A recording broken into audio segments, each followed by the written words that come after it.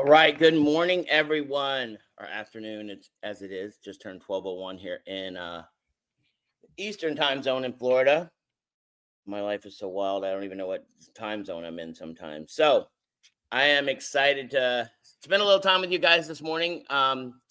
Just to let you know, our month is on track. I'm gonna have James maybe not. I don't think I'll share the exact numbers, but I'm gonna give just about 30 more seconds. Let everyone kind of jump on. But we're very, very excited about what we kind of want to go over a little more in depth with you today. We have been building and building and building and building and trying to get things right. And it's, unfortunately, it's sad sometimes over the course of time, no matter how many times you tell people that you got to have patience, you got to understand we're a startup, you got to understand we're working towards things, you got to understand, hopefully you don't have to understand, you can choose whatever you want, but that, it's like last week I dealt with someone where, somebody was accusing me of all kinds of different things. And it was funny because I had a conversation with this human being and nice person. And I think they were just a little bit frustrated. And I understand. It's funny, drivers get frustrated if the app doesn't work, if the affiliate portal is not perfect, or if this not right.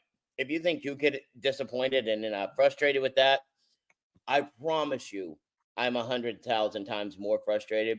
But I also understand how business works. I also understand it doesn't happen in a day. I also understand not everybody's built to be an entrepreneur. Some people need to say, hey, you know what? I love the concept. I love what's going on, but I'm going to wait until everything's the way I think it should be or the way I want it to be. But I will tell you, those people are the ones who unfortunately don't always benefit. How many of us have heard of people that had the opportunity to buy Bitcoin? If you see Bitcoin now, it's over $100,000 per Bitcoin. And I, myself included, for the longest time was like, that's dumb. Why would you buy a Bitcoin? It's just stupid internet money. But guess what? I'm not going to benefit because I didn't take the opportunity when Bitcoin was $1. There's they have something called a Bitcoin pizza day where there's a guy who wanted to order pizzas. And I can't remember the exact amount. I think it was 10,000 Bitcoins they used because the price was so small on it to buy a pizza. I think if my numbers are right, that would have been worth over $4 billion now. You can look up Bitcoin Pizza Day to get the exact numbers. But the people that took the opportunity to be involved when it was less than a year old, like, listen, I'm going to do something real quick. I want to look it up. Bitcoin price 1 year ago today. Let's see what it was. It was $41,992 1 year ago today. If it's over $100,000, I'm not the best in math, but that's doubled in price in less than a year. Can you imagine with REVO, with what we're going to do when it comes January? And I'm going to really kind of line it out for you. I'm not going to have every single detail. It's not going to be perfect, but I will tell you this. I think we given enough time. I'm going to jump into it because I really don't want this to go more than 30 minutes. But one of the things over the last year has really struck me. It wasn't funny at the time. Now it's funny sitting back and looking at things. How many of us realize that when you look at the prices on our app, you can tell if they're out of whack? And listen, if anyone has an idea on how to match the algorithm that Uber does, I would encourage you to call me, contact me, send me smoke signals, whatever you want to do. I'll work with you. But we've done everything we possibly can. We've bought data. We've done everything we can possibly do to try to find out what exactly the price is for Uber. Now, I can't go for every one of them, but Uber's a big dog, so why not go after the biggest one? Our goal is to make everything 5 to 10% less than what Uber and Lyft charge. We don't have to have a huge percentage less because guess what? We have so many other things that you can, if all you do in life is sell someone on price, you're not going to go very far. Because guess what? A Lamborghini doesn't do commercials and they don't do discounts. Neither does Ferrari. Neither does Rolex. Neither does a lot of different places when they do their new products. And I think if you're selling on price with REVO, that's a mistake. And I think in the beginning, that's what we needed to do. But I think now all the other things that I know now that all the things we have going into 2024, I want to shift our focus. I want to shift our focus to where our drivers understand that they are going to be more in control of their own business with Revo than they could ever imagine being with any other company. And I know what's going to happen. It's going to increase our revenues, which increasing our revenues doesn't put money in my pocket. What it does, it gives us the ability to help the field, to put money into things that we know we're going to help you guys. So I want you to, for the last 15 days of this month, just get ready. Start working. I'm telling you, in 2025, sorry, I would encourage you that more important than anything that we work on is our mindset and the people of those around us. I know you hear this, they're buzzwords, all these different things. And listen, I'm a very real person. If someone says they're going to do something and they don't do it, I get very upset. Now, I also understand that not everything happens overnight. But I will tell you this, we've been working extremely hard to get things right. We're working extremely hard every single day. And I've got some people that go, well, if this was right, this was right, this was right, this was right, and this was right, I would be killing this thing. And then I've got other people that come in like, our team out of Kansas City who didn't do any of that. Right now, they are blowing every other city out of the water by double. Like they're doubling everyone's rides. And I know why, because they just believe what I said and they went out and got it. They just said, hey, this is my goal. I'm going to go do it. They're doing more rides than any other city by double. And I told them the other day, I go, don't let anybody mess you up. Don't listen to anybody. Stay on this path that you're staying on. Don't get sidetracked. How many of us, it's easy to get sidetracked when people are being negative. And somebody goes, oh, well, this isn't right. Or that's not right. I mean, listen, I had people go on the internet last week and trash me, which is okay. That's their prerogative. They're more than welcome to go do that. I wish they would have a conversation with me before they did something like that, but that's okay. I am big. I can take it. I've been trashed before, but I know where we're going. I know what the goal is for Revo, and I know exactly what's in my heart and what my intent is. And so I don't get caught up in people going after. Now, listen, I'm not about to say a bad word, but I'm not a wimp. I'm not somebody that's weak. If you come after me, get ready, because I will talk to you. We will have a conversation, because I'm not going to let anybody ruin an opportunity for you, those that are a part of what we're doing. And listen, I know Lisa thinks we should make this required viewing for everyone in the company, but I would encourage you to go watch the short mini series. I don't know how many, 7, 8 maybe episodes. I can't remember where you can find it. It's called Super Pumped, and it's about the starting of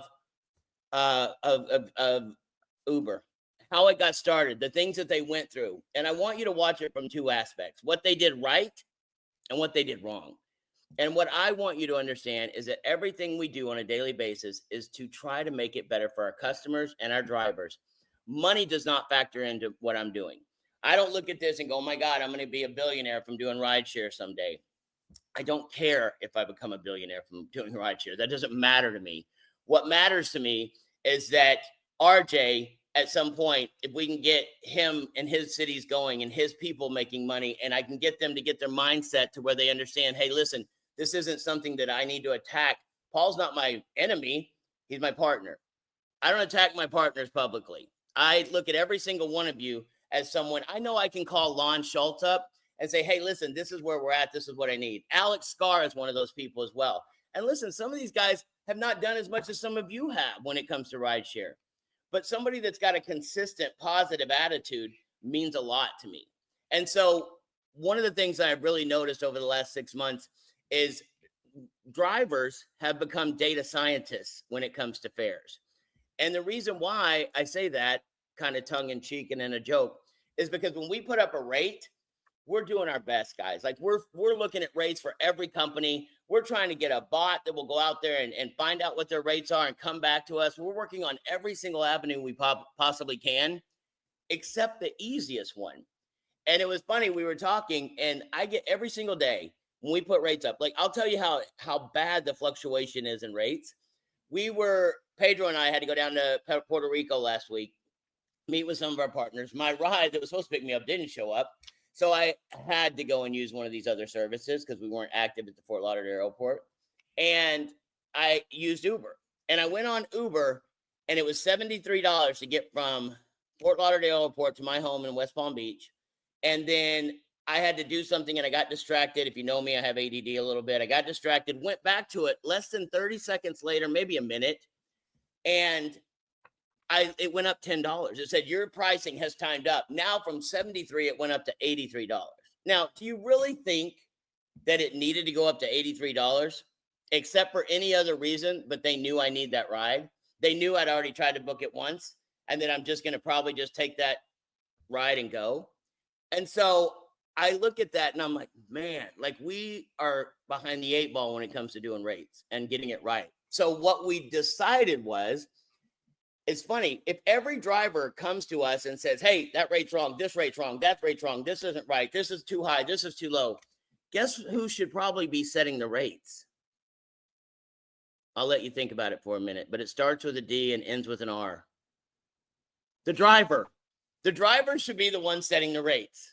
So guess what? The drivers, and listen, guess what that does at that point? It takes it out of my hands, takes it out of our staff hands, it puts it into your hands. And it makes it so that you, as the driver, are more in control. And guess what else that does? That makes it so that we can go nationwide in one day. Instead of having to have a city open where we have a certain number of fail-safe drivers, and then we have to get the rates right, then we have to do this right, then we have to do that right. We don't have to do that anymore, guys. In January coming, we are going to make it so that you, as a driver, or the drivers you bring in, their process to getting started is going to go down to that. What they're going to do is they're going to come in and they're going to fill out their information.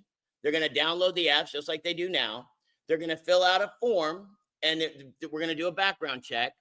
And then listen, probably going forward in January, we will, and it's not going to be out of their pocket or any of that, but we want to be able to make sure we have all the documentation, the insurance, everything that we have to open in a city. Because I know that's another thing people love to yell at us about.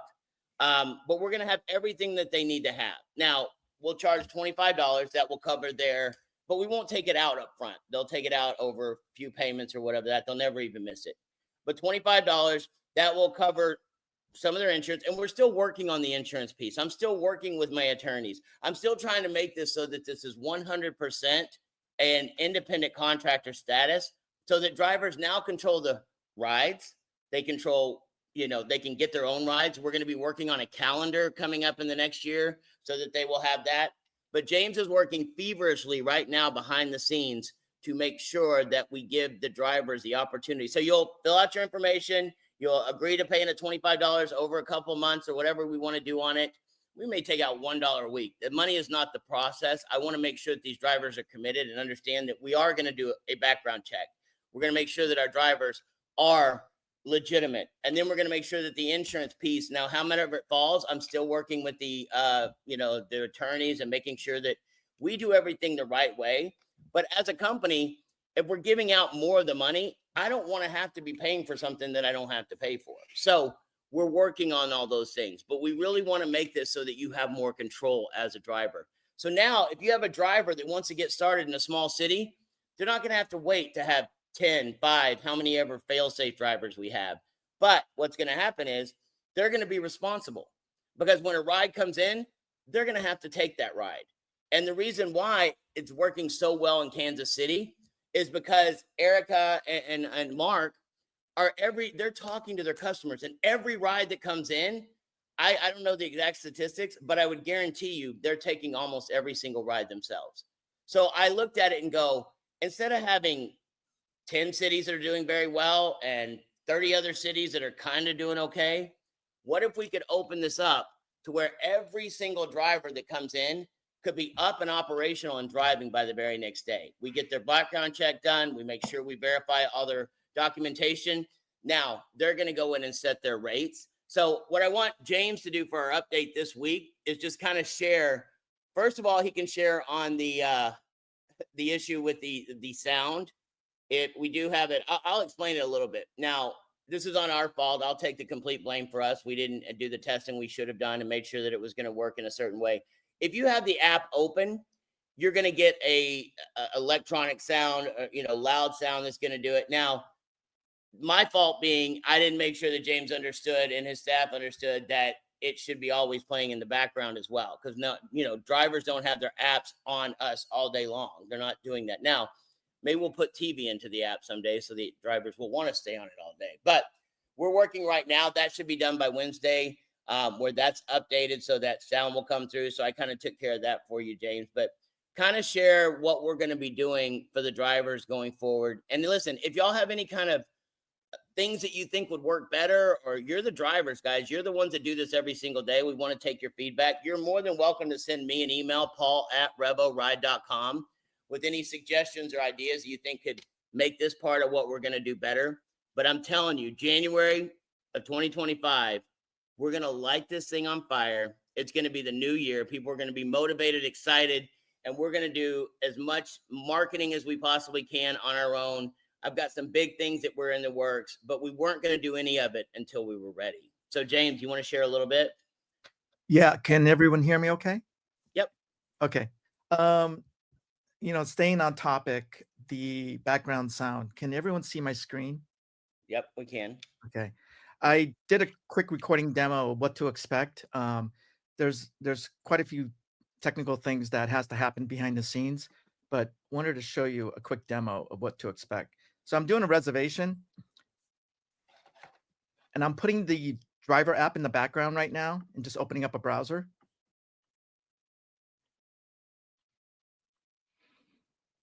Schedule the reservation, and you can hear the sound on the phone. So this is totally in the background, and this is working on Android. I'm still trying to figure out how to do it on iOS because Apple's very specific around that. You can see I went into the ride right after I got the sound notice. So they don't have to have it up in their face. Correct. They just can't exit out of it. Correct. So you can see that when on iOS, when the reservation was on Android. Yeah, when the reservation was scheduled, I'm in the background right now. I hear the sound. Now I'm going into the app, and then I get the visual notification with the sound still playing, and then you can make a decision on viewing or accepting it. So that's what to expect on the update this week, and then I'll get the. But that's not out yet. Not yet. Yeah, I'm testing it on iOS, and that's what to expect this week, with a few other changes. Right on. So, following the theme, the past week we made a lot of improvements on the payouts. So a lot of the things that you signed up for Pay Quicker, you should receive those payouts much quicker than in the past. So you should recognize that. The theme around driver pricing control. So that's going to be the main focus for the next few weeks, where the driver will be able to set parameters around per minute charges, per mile charges. So we're going to keep it really simple, and then you'll be able to do scenario analysis around, okay, if I have a ride that gets picked up at this location that I'm very familiar with to a destination, you'll be able to do some pricing estimates on what the payout estimates would be. So that gives you some flexibility of monitoring your rates and then seeing what the payouts would be if you would do those kind of rides. So those would be built into the application, so you can do analysis. And we'll set some parameters around that, so you're not going above and beyond certain boundaries of what the rate should be. Right. We don't want you taking one ride and somebody being, gullible and, not that any of our drivers would ever do this, but we don't want somebody taking advantage of someone either. So there will be some barriers to, hey, you can't charge over this much per mile or things of that nature. But listen, once we get some of these things nailed down, we have so many more features and things that we want to come for you guys. It's not even going to be funny. So we will have that. James is working feverishly on that because I think that's vitally important for us to, and I think that I don't know if you believe in God or not, but I think God sometimes just gives you things when you're ready for them. Like we could have figured this out 6 months ago and made it so drivers could do this. But I think we needed to be at a certain point with a certain number of, matured people that understand REVO, where we're going, what's going on, for us to be able to do that. So now I think we're 100% ready for that. Anything else you wanted to share, James? Yeah, the only other thing would be on the flip side of it, the rider experience, we're going to have a few changes because they'll be able to control. Today, what we have what's referred as a top tier driver, and the favorite driver capability would still be enforced, but the goal is to have drivers the ability to quickly get a rider onboarded without having to have a previous ride.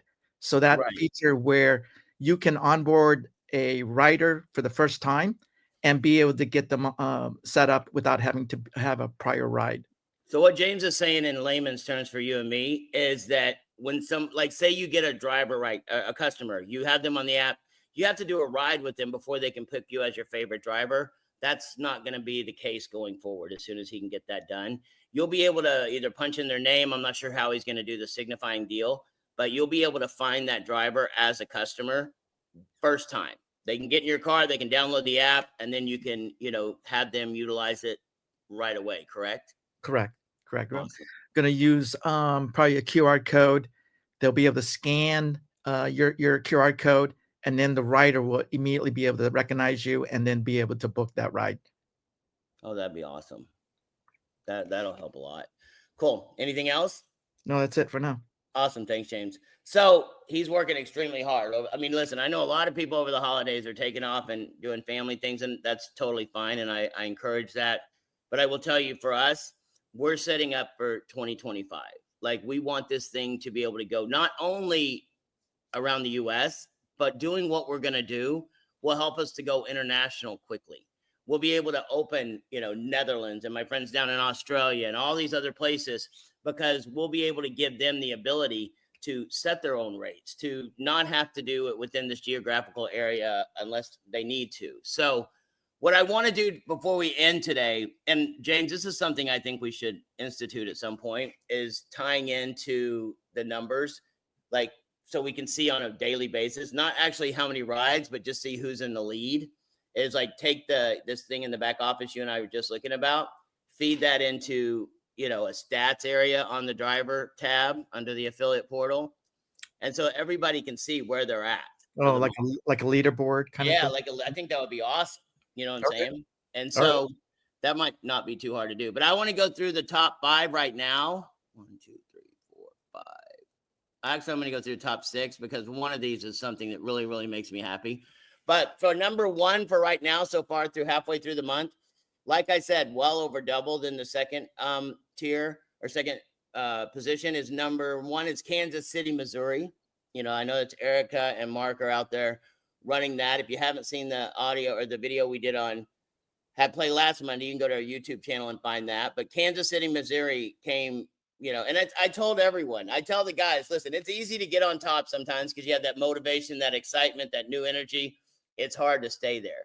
So right now, for the month, Kansas City, Missouri is number 1 by an overwhelming margin. Galveston, Texas is number 2. Fort Irwin, man, my boy, come on. What are you doing out there? I'm just kidding. But Fort, I know how competitive he is. So Fort Irwin is number 3. Las Vegas is number 4, which those are close together. And a lot of the same people are working on both areas. So that's very, very good. You got 2 areas kind of up in the top 5 that are close together. Now, Atlanta, Georgia, my boy, I know he's doing a lot of other things, but I also know how competitive he is. He is number 5. And then one that I didn't see coming, I did see it coming just because I know this individual. And it's funny because some people get very upset if we had to pause their city, or, they get upset with me personally, thinking I'm doing something to them personal, and it's never personal. It's always business. But this city, Palm Beach, is where I live. I live in West Palm Beach. I live on a place called Singer Island. And there's a gentleman here named Arthur Mongo that he's never negative. Like, I just want you to understand, he's never negative. He's always positive. Even when he does have a concern or something going on, he's just so he reminds me of a gentleman named, Lloyd, that is one of my favorite people that's been around with us for a long time, and always encouraging me, always encouraging those in the company. And I would tell every one of you, the best thing you can do with our staff and the people that are helping you is to understand what they go through on a daily basis. Like, you just see what you see. I see that at 11 o'clock at night, we get a text message for a ride, and Evelyn is jumping on it. Jeannie's jumping on it. Hunter's jumping on it. I mean, these guys work almost 24/7, and they do it not out of what they're getting paid, but out of a love for building something together as a team. And I hope you grasp that. Like, this is not, I don't take kindly to people coming after anybody in my staff or our drivers. I'll have your back as far as I possibly can. But what I would tell you is when you're frustrated, trashing somebody and telling people that this is wrong and that's wrong is probably not the best way to go about it. But I will tell you, Arthur Mongo is not one of those people. And I will tell you, he has had health problems. He's on dialysis, and I don't know if he'd even want me to share these things. But I'll just tell you, through this whole thing, we put Palm Beach on pause because some of the rides didn't get taken. And Arthur came back to me and said, listen, if you will just give me this chance, let me open. And I said, listen, I'm never wanting to pause a city. I'm never wanting to not go forward. But I also had someone tell me one time, well, it's just a fact of life that rides are going to get missed. And I said, well, it's not a fact of life for Revo. I'm not here to let our customers suffer. I'm here to make sure our customers are taken care of. And what that means is that builds the reliability within us. I'm building this thing for the drivers and for the customers, not for myself. And so will we benefit over the years? Absolutely. But the thing about it is, it's not about money. And I really, really want people to get that through their head. It's about taking care of people the right way, building something solid. And I watched some of the biggest companies on the face of the earth. But let me finish with Arthur, and then I'll finish with this last story. Arthur has taken on Palm Beach with a group of people, and I'm so proud and so excited of what they've done. They're in 6th place right now, and a month ago they weren't doing anything, or how many ever months ago. And so Arthur goes above and beyond. I know he does a call with people every single week, and that's the kind of person that perseverance beats resistance any day, and so I'm just excited about the people that are doing very well. I'm excited about what's going on, but I'll leave you with this story. If you know me, it's pretty sad, but I probably probably the oldest groupie Post Malone has. Not really. I don't think I'm a groupie, but I may be. But I was actually invited. One of my best friends has come up, and listen, networking in life is the most important thing you can ever do. I try to teach my son that, and I hope someday he understands and realizes it. Everything that comes in my life comes from networking. Always networking. The people I meet, I try never to turn down a meeting. I try never to say no to not meeting someone, because I don't know if I may be able to benefit them, or they may be able to help something that we're doing. Either way, I don't care. It's just, I believe that networking is the most important thing. If you ever want to read a book, I wrote about it. It's called I Don't Need Your Help and Other Things I Tell Myself. And it's actually, you can get it on Amazon. But come January, I'm going to be putting out a new book. And the whole goal of that book is to bring attention to Revo and blockchain and the things that we're doing within that, to bring more attention so you guys can prosper. And so I was invited, one of my best friends now, because of networking. I had a gentleman named Alfred, who's been my friend for probably 15 years. He actually was a customer in a pawn shop that I used to own. He would come in, buy tools, hang out. We got to be really good friends. When I went through my divorce, he was one of those guys that was just solid there for me all the time. Over the years, has been so supportive of everything I've done. I ended up having COVID in July of 2021. I ended up having COVID. 2020 or 2020, I can't remember which one now, but I almost died. I was in the hospital for 3 weeks. For some reason, I ended up listening to Post Malone music while I was in there. I had a roommate in my hospital room, a younger guy, and I was like, why am I listening to this guy's music? Like, he's got tattoos all over his face. Like, I started to do that judgmental thing. Then I really started listening to the lyrics of his music and how he was like so soulful and very intuitive of what was going on in life. And really, I'm one of those people that just feels what I feel, and I let people know it. I don't try to hide my emotions and things of that nature. And so I really got into his music. And if you know me, if I set my mind to something, I'm going to do it. That's why I don't get detoured by people coming at me and yelling at me, or having financial problems with the company not being where it needs to be, so I can't do this. We just find a way through it. I may get upset, I may get mad, but I'm always keeping my eyes on the prize. And so one of the things I wanted to do is meet Post Malone after I got out of the hospital. That was one of my goals. One of my friends bought me tickets to go to 2 nights for his concert. And another friend of mine, I ended up paying $15,000 to sponsor an after party with someone who wasn't as connected as I thought they were. And it wasn't the money. I just wanted to have the opportunity to sit in front of him and thank him, because his music helped get me through a really hard point in my life. And it was just another thing that I wanted to accomplish while I was working my businesses. And so I was actually introduced to Post Malone's manager, road manager, And when I sat down with him, I paid like a lot of money to go to a concert one time. And I ended up sitting down with this road manager. And I hope you get why I'm telling you this story at the end, because maybe someday today you'll meet someone who can help change the trajectory of your life in big ways and bring you opportunities. And that could be a customer, that could be another driver. I think a lot of times what people do is they just throw people into our driver system and they don't get to know them. They don't spend time with them. And I'm trying to do that more and more. I try to talk to Jeff Trills more. I try to talk to, Adonis and Mario and some of these other people. And I'm going to do that more and more in 2025, because I'm going to start taking, I told our staff, like, listen, it's time for you guys to be the leaders I know you are. It's time for Evelyn to take more of that COO role than she ever has before. Pedro is really more involved with us. Lisa's becoming a huge leader in our home office. Jeannie's always been solid running things. My son Hunter is starting to learn and help us as well. And then James is really taking on what he's doing. So my goal in 2025 is for me to be able to turn more to coming out and visiting you guys and spending time with you and also training you. My goal is by the end of January to have a live training here in West Palm Beach that you guys can attend, where it'll not just be about, oh, here's how you use your app, but it's going to be, hey, how do I motivate a team of people? What do I say to my team? How do I talk to them? How do I build a team the right way? How do I make sure that I don't just go out and try to recruit everyone, but I try to recruit the quality people? These are things that we're going to be doing in the next year, because I know what works. I just knew that we weren't at the point where we could start doing those things, but we are now.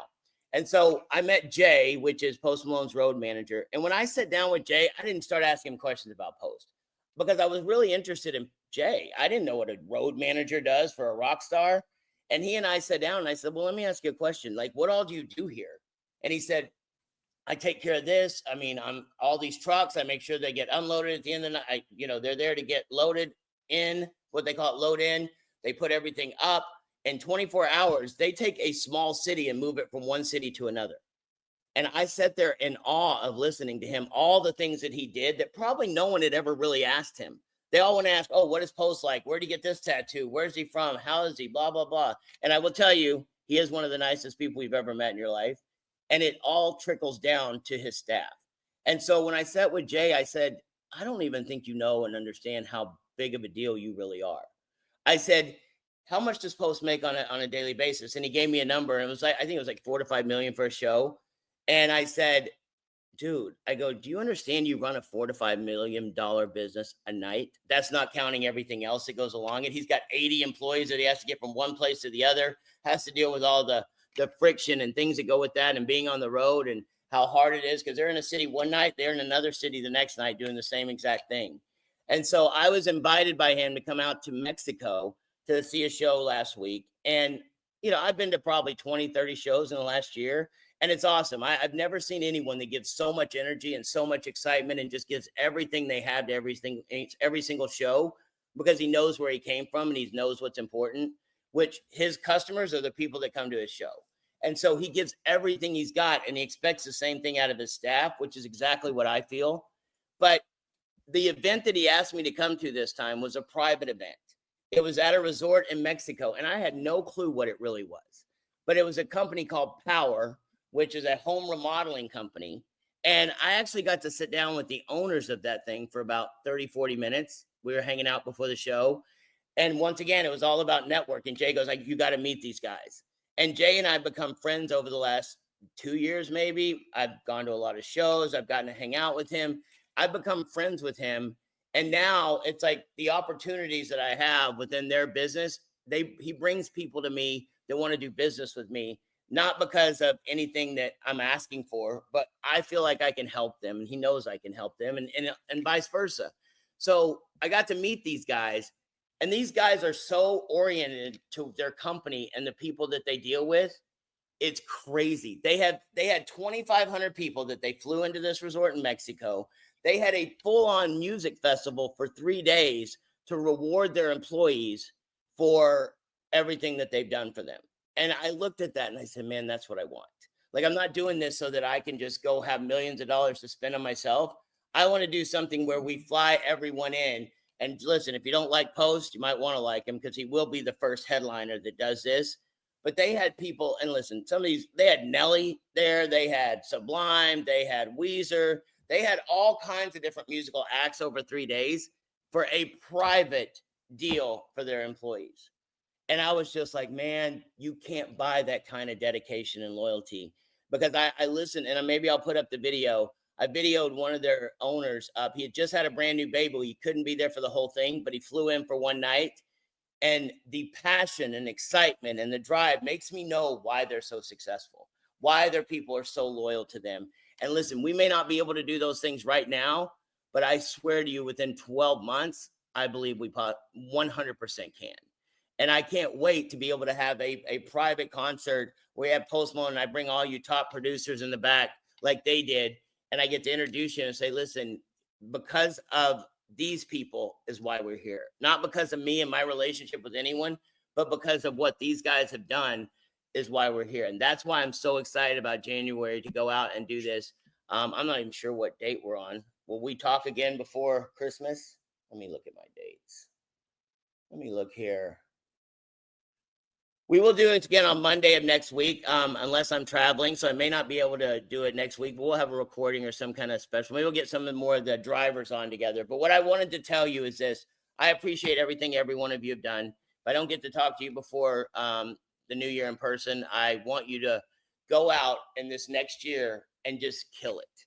Like, talk to every single person you can about REVO. And listen, if everything's not perfect, just understand we're getting there. Understand 2025 is going to be an acceleration year. 2024, we did our first ride in March, but I wouldn't say we really got started until September because there was so many bugs, so many issues. Now we're getting those taken care of. James is fixing things quicker than ever. We're going to be able to start putting more money into development, which is going to even be better. And we talk every single week. And I know my staff knows this, but I don't have to say it every day. But I know they're not my staff, they're our team. But they care more about you guys being successful than some of you care about it for yourself. And when you start getting that same attitude for the people that you're working with and you work with them, when they have a bad day, you don't just feed into it and go, oh, I know everything sucks. Hey, listen, that I understand that sucks, but this is where we're going. This is what we're working on. And so being there this last weekend was an incredible eye-opening experience for me to know that there are companies out there that aren't just about numbers. Like, I believe Uber and Lyft, they could care less about anything but whatever the bottom line is. That's not how it is for us. We care about people. We care about making sure our customers are taken care of, our drivers are taken care of, and everything we do is always going to be centered on that. But just understand, when you're dealing with thousands and some point millions of people, we're not going to be able to make every single person happy, but we're always going to do our best to make the majority happy. And we're always going to have it so that you guys have input. So I appreciate you. I hope you have an amazing Christmas if I don't get to talk to you, but I'm sure we will. Have a great day, guys.